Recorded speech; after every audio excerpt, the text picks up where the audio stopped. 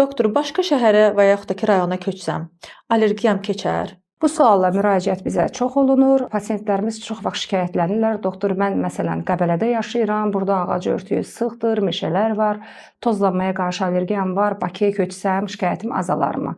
Və yaxud doktor, mən Bakıda yaşayıram, dəniz qırağındayam, rütubət çoxdur, şəhərin mərkəzinə köçsəm, mənim asmam və allergiyam azalarmı, şikayətlərim səngərmi? Bildirmək istəyirəm ki, sağlam insan harda olmağından asılı olmayaraq öz kürəyi xırıltı, xışıltı, qaşınma, burun axma, asqırma, burundan selik ifrazı kimi şikayətləri olmayan, yəni hər hansı bir allergik şikayəti olmayan insandır. Allergiyanın əsas səbəbi immun sistemin hansısa bir maddəyə reaksiya verməsidir.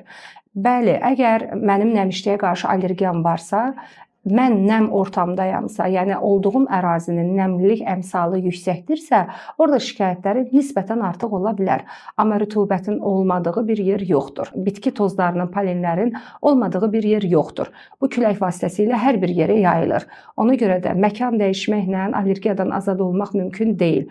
Doğru, düzgün müalicə ilə siz yaşadığınız yerdə allergiyanı tam sakitləşdirərək tam sağlam insan kimi yaşaya bilərsiniz.